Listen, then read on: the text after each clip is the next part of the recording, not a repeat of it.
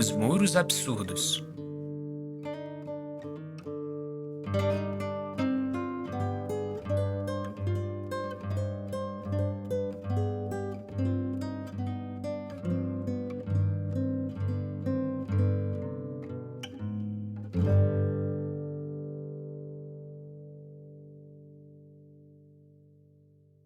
Como as grandes obras, os sentimentos profundos sempre significam mais do que tem consciência de dizer.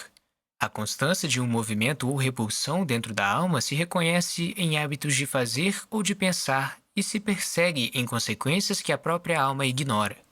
Os grandes sentimentos trazem junto com eles seu universo, esplêndido ou miserável. Com sua paixão, aclaram um mundo exclusivo onde reencontram seu próprio clima, a um universo do ciúme, da ambição, do egoísmo ou da generosidade.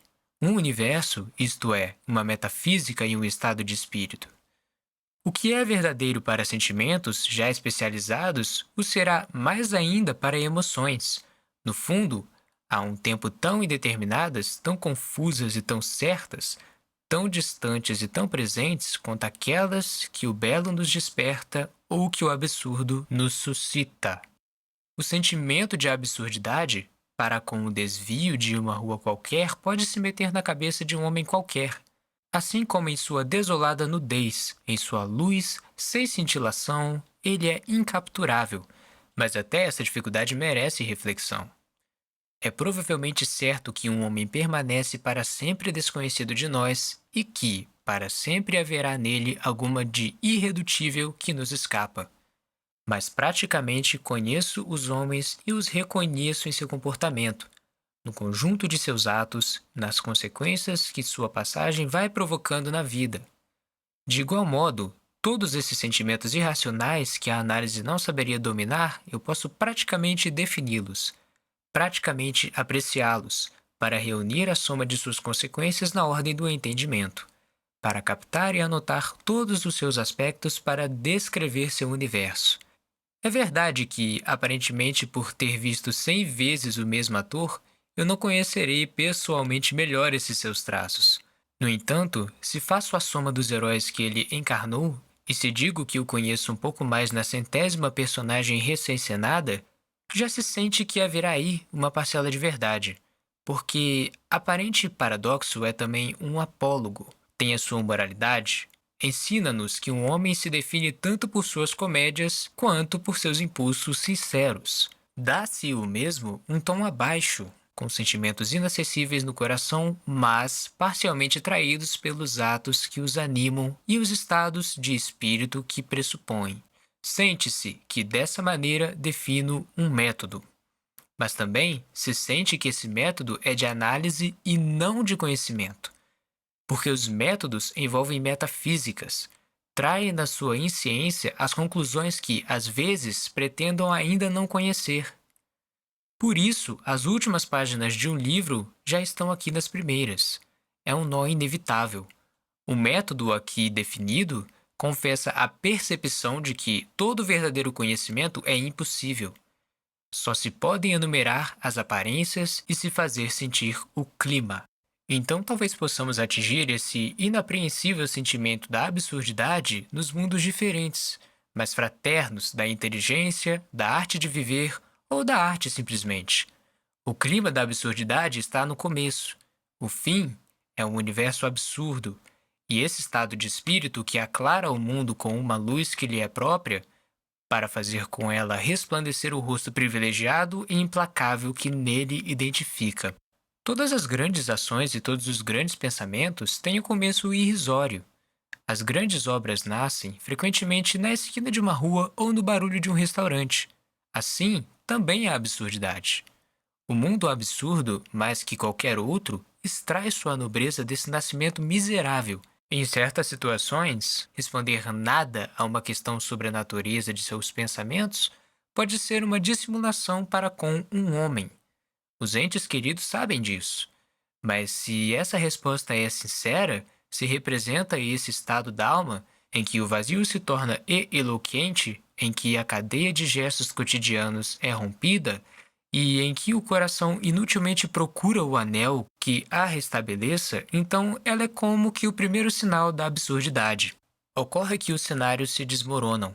Levantar-se, bonde, 4 horas de escritório ou fábrica, refeição, bonde, 4 horas de trabalho, refeição, sono, e segunda, terça, quarta, quinta, sexta e sábado no mesmo ritmo. Essa estrada se sucede facilmente a maior parte do tempo. Um dia, apenas o porquê desponta e tudo começa com esse cansaço tingido de espanto. Começa, isso é importante. O cansaço está no final dos atos de uma vida mecânica, mas inaugura ao mesmo tempo o movimento da consciência. Ele a desperta e desafia a continuação. A continuação é o retorno inconsciente à mesma trama ou despertar definitivo. No extremo do despertar vem, com o tempo, a consequência: suicídio ou restabelecimento. Em si, o cansaço tem alguma coisa de desanimador. Aqui, eu tenho que concluir que ele é bom, pois tudo começa com a consciência e nada sem ela tem valor. Essas observações não têm nada de original, mas elas são evidentes. Por ora, isso é suficiente para a oportunidade de um reconhecimento sumário das origens do absurdo. A simples preocupação está na origem de tudo. Da mesma forma, e ao longo de todos os dias de uma vida sem brilho, o tempo nos carrega, mas sempre chega um momento em que é preciso carregá-lo. Vivemos para o futuro. Amanhã, mais tarde, quando você tiver uma situação, com o tempo você vai compreender. Essas inconsequências são admiráveis porque, afinal, se trata de morrer. Mas chega um dia e o homem verifica ou diz que tem 30 anos, afirma assim sua juventude, mas desse mesmo lance se situa com relação ao tempo. Ocupa ali o seu lugar. Reconhece que está num dado momento de uma curva que confessa ter de percorrer. Ele pertence ao mesmo tempo e, nesse horror que o agarra, reconhece nele seu pior inimigo. Amanhã. Ele queria tanto amanhã, quando ele próprio deveria ter se recusado inteiramente a isso. Essa revolta da carne é o absurdo. Nota 4. Mas não no sentido estrito, não se trata de uma definição.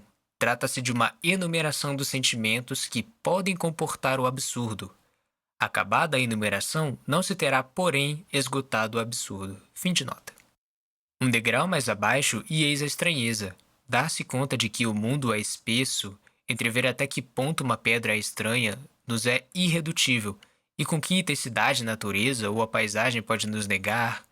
No fundo de toda esta beleza jaz alguma coisa de inumano, e essas colinas, a doçura do céu, esses desenhos das árvores, eis que no mesmo instante perdem o sentido ilusório de que os revestimos, doravante mais longínquos que um paraíso perdido. A primitiva hostilidade do mundo, através dos milênios, se levanta de novo contra nós. Por um segundo, não a compreendemos mais, porque, durante séculos, só compreendemos nela a figura e os desenhos com que previamente a representávamos, e porque, doravante, nos faltam forças para nos valermos desse artifício. O mundo nos escapa porque volta a ser ele mesmo. Esses cenários mascarados pelo hábito tornam a ser o que são e se afastam de nós. Assim como há certas horas em que, sob o rosto familiar de uma mulher, se redescobre como uma estranha aquela que se amara há meses ou há anos. Talvez cheguemos até a desejar o que nos torna subitamente tão sós, mas ainda não é chegada a hora. Só há uma coisa: essa espessura e essa estranheza no mundo é o absurdo. Os homens também destilam um tanto do inumano. Em certas horas de lucidez, o aspecto mecânico de seus gestos, sua pantomima destituída de sentido faz ficar estúpido tudo aquilo que os rodeia. Um homem fala no telefone por trás de uma divisória envidraçada, não é ouvido, mas se vê sua mímica inalcançável e se pergunta por que ele vive. Esse desconforto diante da inumanidade do próprio homem, essa queda incalculável diante a imagem do que nós somos, essa náusea, como a denomina um autor dos nossos dias, nota 5. Camus evidentemente se refere a Sartre, que publicara há poucos anos, em 1938, La Nausée, A Náusea em português. Um de seus primeiros livros e dos mais característicos de sua contribuição N do T. Nota do tradutor, fim de nota. é também o absurdo. De igual modo, o estranho que em determinados momentos vem ao nosso encontro no espelho, o irmão familiar e, no entanto, inquietante que reencontramos em nossas próprias fotografias, é ainda o absurdo. Daí eu chego finalmente à morte e à sensação que temos dela. Sobre esse ponto, já se disse tudo e é decente evitar o patético. Mas nunca nos espantaremos suficientemente com o que todo mundo vive como se ninguém o soubesse. É que, na realidade, não existe experiência da morte. No sentido estrito, só é experimentado o que foi vivido e se tornou consciente. Com isso, é indiscutível que se pode falar da experiência da morte dos outros. É um sucedâneo, uma visão do espírito, e jamais ficamos muito convencidos dela. Essa convenção melancólica não pode ser persuasiva. Na realidade, o horror provém do lado matemático do acontecimento. Se o tempo nos assusta, é que ele faz sua demonstração. A solução poderá vir em seguida. Todos os belos discursos sobre a alma terão aqui, ao menos por algum tempo, uma prova dos 9 de seu oposto. Nesse corpo inerente, em que uma bofetada não se distingue mais, a alma desapareceu. Este lado elementar e definitivo da aventura torna absurdo o conteúdo do sentimento. Sob a iluminação mortal desse destino, aparece a inutilidade. Nenhuma moral, nenhum esforço são a priori justificados ante as sangrentas matemáticas que organizam a nossa condição. Ainda uma vez, tudo isso já foi dito e redito. Limito-me a fazer aqui uma classificação rápida e a indicar esses temas evidentes. Eles circulam através de todas as literaturas e todas as filosofias. A conversa de todos os dias se nutre deles. Não se trata de reinventá-los, mas é preciso se certificar dessas evidências para poder se interrogar em seguida sobre a questão primordial. O que me interessa, faço questão de repetir, não são tanto as descobertas absurdas, são suas consequências. Se nos certificamos desses fatos, o que será preciso concluir? Até onde ir para deixar de pesquisar? Será preciso morrer voluntariamente ou, apesar de tudo, esperar? É necessário antes fazer o mesmo recenseamento rápido no plano da inteligência. O primeiro procedimento do espírito é distinguir o que é verdadeiro do que é falso. No entanto, desde que o pensamento reflete sobre ele mesmo o que ele descobre é, inicialmente, uma contradição. É inútil esforçar-se para ser convincente a esse respeito. Durante séculos, ninguém tratou o caso como a demonstração mais clara e mais elegante do que a de Aristóteles. A consequência, frequentemente ridicularizada dessas opiniões, é que elas se destroem por si mesmas, porque, afirmando que tudo é verdadeiro, afirmamos a verdade da afirmação oposta e, consequentemente, a falsidade da nossa própria tese, pois a afirmação oposta não admite que ela possa ser verdadeira. E se dizemos que tudo isso é falso, também esta afirmação se torna falsa. Se declaramos que só é falsa a afirmação oposta à nossa, nós vemos, não obstante, forçados a admitir um número infinito de julgamentos verdadeiros ou falsos.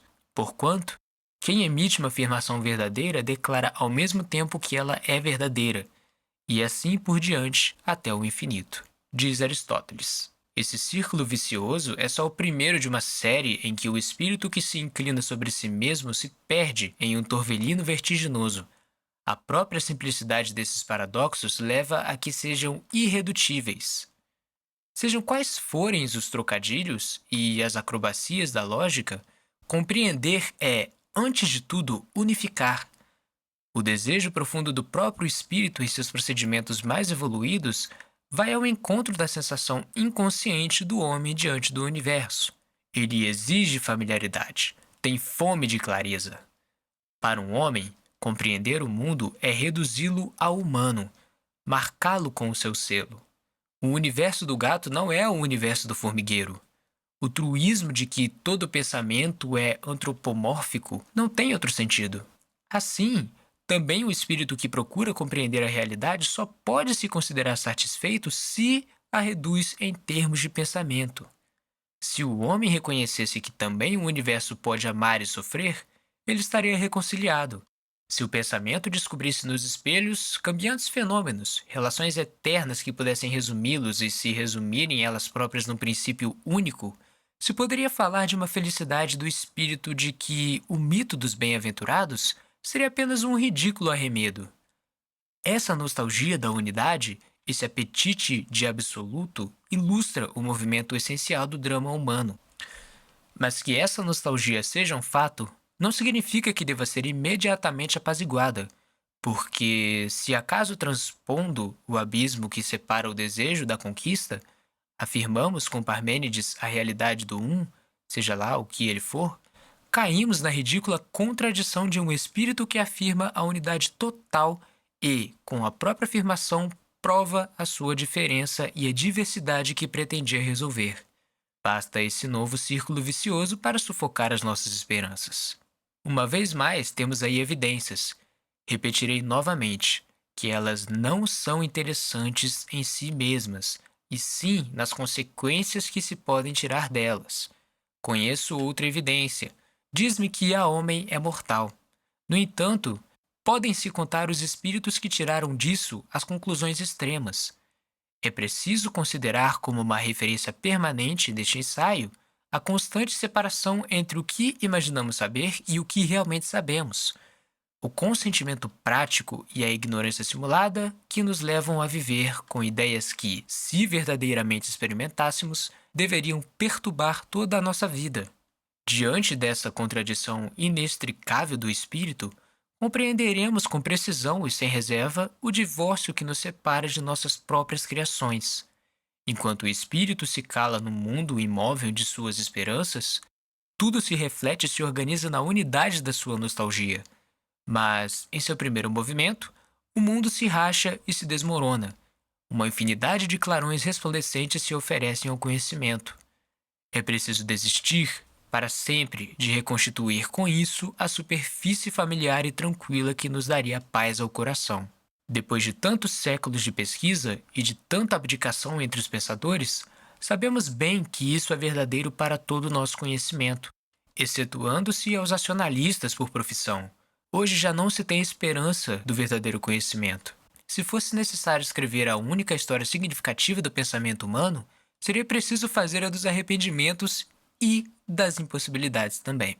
De quem e de que de fato posso dizer conheço isso? Este coração em mim, posso experimentá-lo e julgo que ele existe. Este mundo, posso tocá-lo e julgo ainda que ele existe. Para aí, toda a minha ciência. O resto é construção. Porque se tento agarrar este eu de que me apodero, se tento defini-lo, se tento sintetizá-lo, ele não é mais do que uma água que corre entre os meus dedos. Posso desenhar um por um todos os rostos que ele sabe usar, todos aqueles também que lhe foram dados. Essa educação, essa origem, esse ardor ou esses silêncios, essa grandeza ou essa mesquinhez. Mas não se adicionam rostos. Até este coração que é o meu continuará sendo sempre para mim indefinível. Entre a certeza que tenho da minha existência e o conteúdo que tento dar a essa segurança, o fosso jamais será preenchido. Serei para sempre um estranho diante de mim mesmo. Em psicologia, como em lógica, há verdades, mas não há verdade. O conhece-te a ti mesmo de Sócrates revelam uma nostalgia ao mesmo tempo que uma ignorância. São jogos estéreis sobre grandes assuntos. São legítimos apenas na medida exata em que são aproximativos. Eis aí também as árvores, e conheço suas rugas. Eis a água, e experimento-lhe o sabor. Esses perfumes de relva e estrelas à noite, certas tardes em que o coração se descontrai. Como eu negaria o mundo de que experimento o poder e as forças?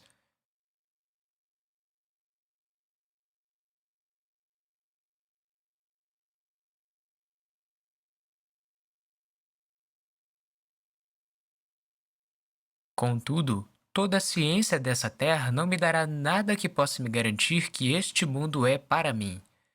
Vocês o descrevem e me ensinam a classificá-lo. Vocês enumeram suas leis na minha sede de saber. Concordo que elas sejam verdadeiras. Vocês desmontam seu mecanismo e minha esperança aumenta. Por último, vocês me ensinam que esse universo prestigioso e colorido se reduz ao átomo e que o próprio átomo se reduz ao elétron. Tudo isso é bom e espero que vocês continuem. Mas vocês me falam de um invisível sistema planetário em que os elétrons gravitam ao redor de um núcleo. Vocês me explicam esse mundo com uma imagem. Reconheço então que vocês enveredam pela poesia. Nunca chegarei ao conhecimento. Tenho tempo para me indignar com isso? Vocês já mudaram de teoria. Assim, essa ciência que deveria me ensinar tudo se limita à hipótese. Essa lucidez se perde na metáfora. Essa certeza se resolve como obra de arte. Para o que é que eu precisava de tantos esforços? As doces curvas dessas colinas e a mão da tarde sobre este coração agitado me ensinam muito mais. Compreendo que, se posso com a ciência me apoderar dos fenômenos e enumerá-los, não posso da mesma forma aprender o mundo. Quando tiver seguido com o dedo todo o seu relevo, não saberei nada além disso. E vocês me levam a escolher entre uma descrição que é certa, mas que não me informa nada, e hipóteses que pretendem me ensinar, mas que não são certas. Estranho diante de mim mesmo e diante desse mundo, armado de todo o apoio de um pensamento que nega a si mesmo a cada vez que afirma. Qual é essa condição em que só posso ter paz com a recusa de saber e de viver, em que o desejo da conquista se choca com os muros que desafiam meus assaltos? Querer é suscitar os paradoxos. Tudo é organizado para que comece a existir essa paz envenenada que nos dão a negligência, o sono do coração ou as renúncias mortais. Também a inteligência, portanto, me diz à sua maneira que este mundo é absurdo. Seu oposto, que é a razão cega, inutilmente afirmou que estava tudo claro. Eu esperava provas e desejava que ela tivesse razão, mas apesar de tantos séculos pretensiosos, repleto de tantos homens eloquentes e persuasivos, sei que isso é falso. Pelo menos nesse aspecto, não existe felicidade se eu não posso saber. Essa razão universal, moral ou prática, esse determinismo, essas categorias que explicam tudo têm com que fazer rir o homem honesto. Não tem nada a ver com o espírito. Negam sua verdade profunda, que é estar acorrentado. Nesse universo indecifrável e ilimitado, o destino do homem daí em diante adquire seu sentido. Uma multidão de irracionais se levantou e o cerca até o último objetivo. Em sua perspicácia reavida e agora harmonizada, o sentimento do absurdo se aclara e se precisa. Eu dizia que o mundo é absurdo. Estava andando muito depressa. Esse mundo em si mesmo não é razoável. É tudo o que se pode dizer a respeito. Mas o que é absurdo é o confronto entre o irracional e o desejo apaixonado de clareza, cujo apelo ressoa no mais profundo do homem. O absurdo depende tanto do homem quanto do mundo. É, no momento, o único laço entre os dois, colados um ao outro como só o ódio pode fundir os seres. É tudo o que posso discernir nesse universo sem limites e que prossegue a minha aventura. Paremos aqui. Se considero verdadeira essa absurdidade que regula minhas relações com a vida, se me compenetro desse sentimento que se aposta de mim ante os espetáculos do mundo, desse descortino que me impõe a busca de uma ciência, devo tudo sacrificar a essas certezas e encará-las de frente para poder mantê-las. E devo, sobretudo, pautar de acordo com elas o meu comportamento, levando-as adiante em todas as suas consequências. Estou falando de honestidade, mas quero saber, doravante, se o pensamento pode viver em tais desertos. Já sei que o pensamento pelo menos entrou nesses desertos. Aí encontrou seu pão. Aí compreendeu que até então se alimentava de fantasmas e serviu de pretexto a alguns dos temas mais insistentes da reflexão humana. A partir do momento em que é reconhecida, a absurdidade é uma paixão, a mais dilacerante de todas. Mas saber se alguém pode viver com suas paixões, se lhes pode aceitar a mais profunda lei, que é a de queimar o coração que ao mesmo tempo elas exaltam. Eis aí todo o problema. No entanto, não é ainda o que apresentaremos. Ele está no centro dessa experiência. Chegará a hora de voltar a ela. Reconheçamos, antes de tudo, esses temas e esses impulsos nascidos do deserto. Bastará enumerá-los. Esses também no presente são conhecidos por todos. Sempre houve homens para defender os direitos do irracional. A tradição do que se pode chamar de pensamento humilhado jamais deixou de estar viva. A crítica do racionalismo já foi feita tantas vezes que parece não se ter mais como fazer. No entanto, a nossa época vê renascer esses sistemas paradoxais que se aplicam em atravancar a razão, como se ela de fato houvesse sempre andado para frente. Mas isso não é tanto uma prova de eficiência da razão quanto da vitalidade das suas esperanças. No plano da história, essa constância de duas atitudes ilustra a paixão essencial do homem dilacerado entre seu apelo para a unidade e a visão clara que pode ter dos muros que a encerram. Mas talvez, em nenhuma outra época como a na nossa, foi mais vivo o ataque contra a razão. Desde o grande grito de Zaratustra, abre aspas, por acaso é a mais velha nobreza do mundo. Eu a reintegrei em todas as coisas quando disse que não queria nenhuma vontade eterna acima dela, fecha aspas. Desde a doença mortal de Kierkegaard, abre aspas, esse mal que confina com a morte sem mais nada depois dela, fecha aspas.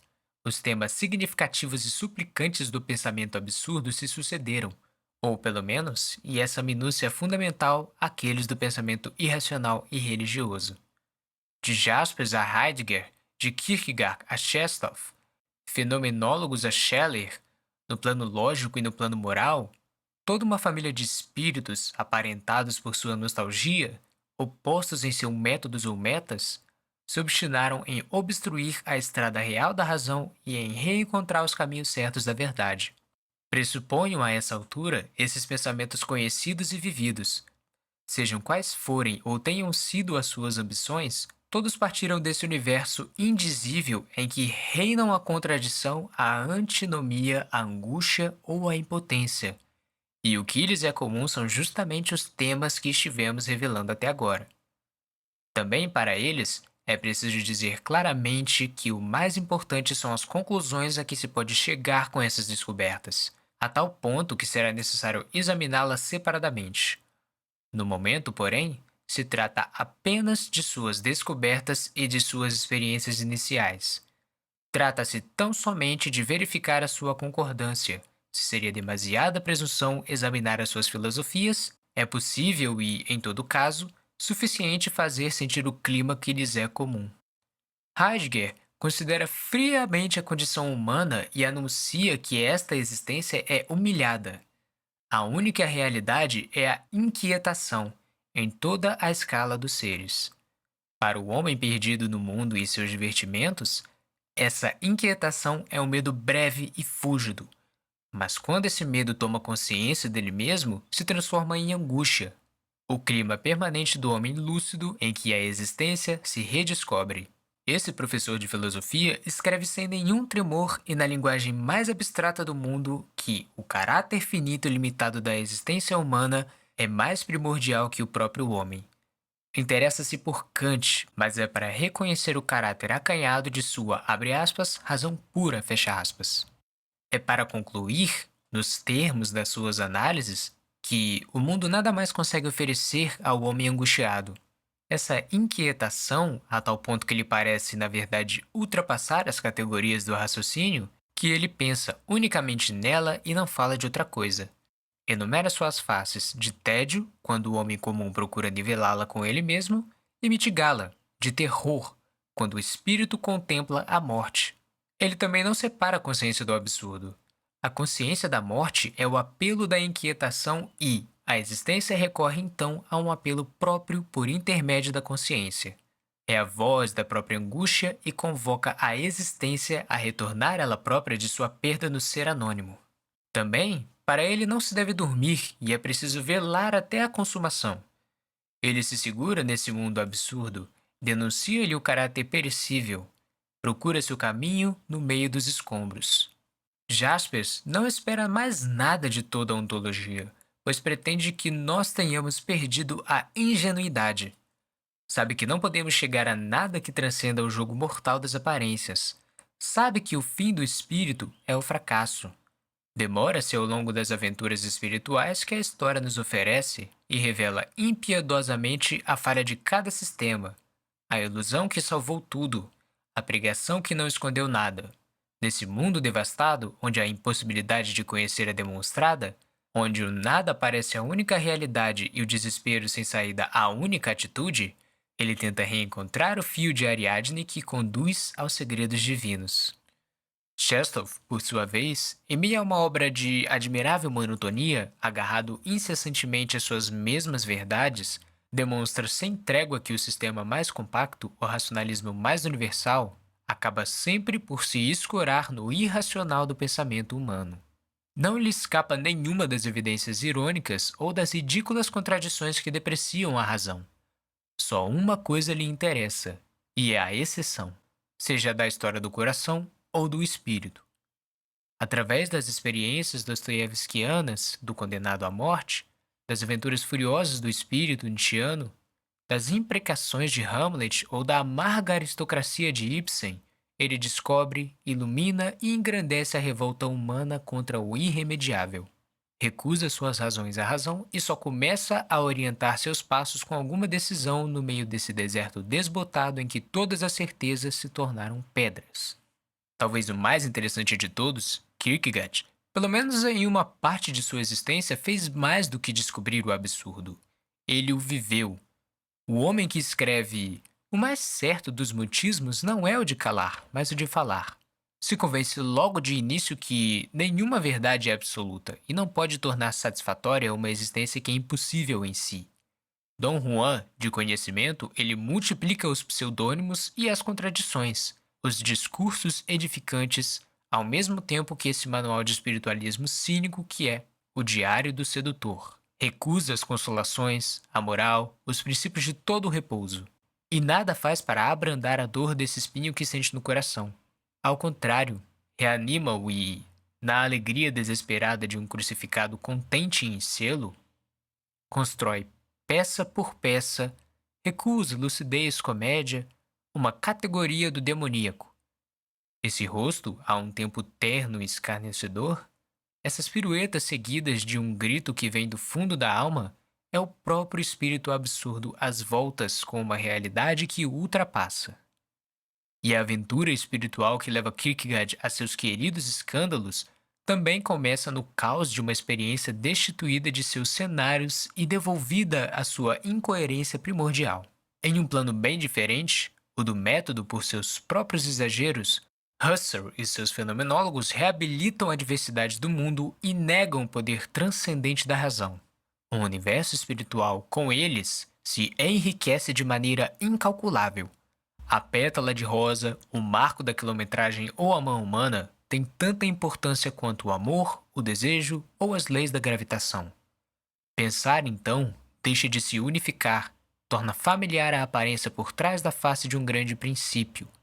Pensar é reaprender a ver e estar atento, é dirigir sua consciência, é dar a cada ideia e a cada imagem, à maneira de Proust, um lugar privilegiado. Paradoxalmente, tudo é privilegiado. O que justifica o pensamento é a sua extrema consciência. Por ser mais positivo que nos casos de Kierkegaard ou de Chestov, o procedimento Husserliano, em sua origem, nega, não obstante, o método clássico da razão. Engana a esperança. Abre ao coração e às instituições toda a proliferação de fenômenos cuja riqueza tem algo de inumano. Esses caminhos levam a todas as ciências ou a nenhuma. Esses caminhos levam a todas as ciências ou a nenhuma. O que significa que o meio aqui é mais importante do que o fim. Trata-se apenas de uma atitude para conhecer, e não de uma consolação. Pelo menos em sua origem, lembremos. Como não sentir o parentesco profundo desses espíritos? Como não ver que eles se reúnem em torno de um lugar privilegiado e amargo em que a esperança não tem vez? Quero que tudo me seja explicado ou nada, e a razão é impotente diante do grito do coração. O espírito, incitado por essa exigência, procura e só encontra contradições ou despropósitos. O que não compreendo não tem razão. O mundo está todo ocupado por esses irracionais. Ele próprio, cuja significação não compreendo, não passa de um imenso irracional. Poder dizer uma vez, isso é claro, e tudo estaria salvo. Mas esses homens insistentemente proclamam que não está nada claro, que tudo é caos, que o homem só conserva sua percepção e conhecimento preciso dos muros que o rodeiam. Todas essas experiências se entendem e se desentendem de novo. O espírito que atinge os confins deve trazer um julgamento e escolher suas conclusões. Aí se colocam o suicídio e a resposta. Mas eu quero inverter a ordem da pesquisa e partir da aventura inteligente para voltar aos gestos cotidianos. As experiências que acabamos de evocar nasceram do deserto que não se deve deixar. É preciso saber pelo menos até onde elas puderam chegar. Nesse ponto de seu esforço, o homem se vê diante do irracional. Sente dentro de si o desejo de felicidade e de razão. O absurdo nasce desse confronto entre o apelo humano e o silêncio despropositado do mundo. É isso que não se deve esquecer. É a isso que é preciso se agarrar, pois toda a consequência de uma vida pode nascer daí. O irracional, a nostalgia humana, o absurdo que surge do diálogo entre eles. Eis os três personagens do drama que deve necessariamente acabar com toda a lógica de que uma existência é capaz.